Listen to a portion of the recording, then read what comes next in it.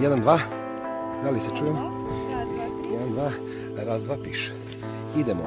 Jedna tura specijalno za obožavaoce ove naše skijašice. Belene. Kamera 1 je spremna. Jo. Vidi, ako može za televiziju jedan pad, to bi bilo. Dok se vi odlačite, nalazimo ove vrhove. Evo, ono je tamo, otprilike negde Raška, odnosno, pardon, tamo je Brus Kruševac, ovamo je Raška, vide se na granici crnogorskih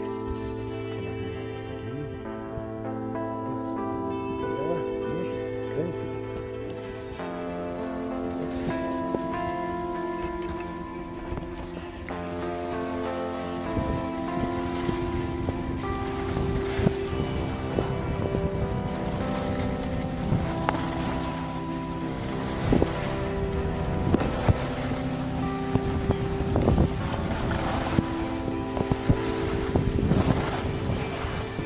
Da, to je taj vrcaj guzom, zvani Nevenka salsa ski.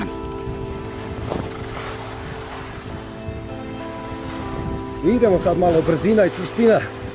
Spust. Spust. Tako je.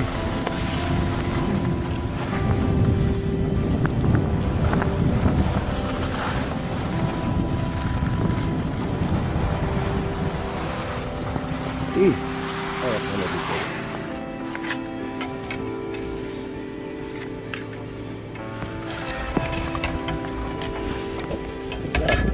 Stigle. Stigla je. Ona sad ima problema sa ski pasom, pošto njen ne zna da čita ćirilicu. Hop.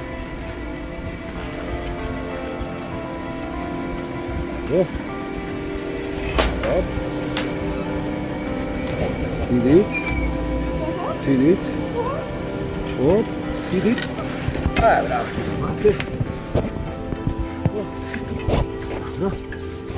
Spuštamo.